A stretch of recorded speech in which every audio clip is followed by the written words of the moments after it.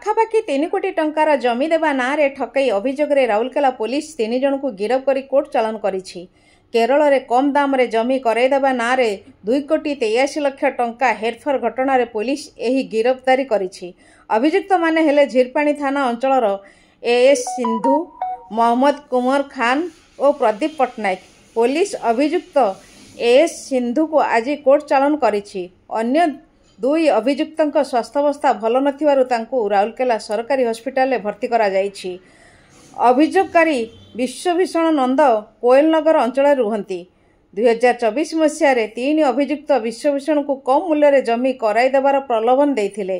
ଅଭିଯୁକ୍ତ ଏଏସ୍ ସିନ୍ଧୁ କେରଳର ମୂଳ ନିବାସୀ ହୋଇଥିବାରୁ ସେଠାରେ ଶସ୍ତାରେ ଜମି ଦେବ ବୋଲି ବିଶ୍ୱଭୂଷଣଙ୍କୁ ପ୍ରତିଶ୍ରୁତି ଦେଇଥିଲେ।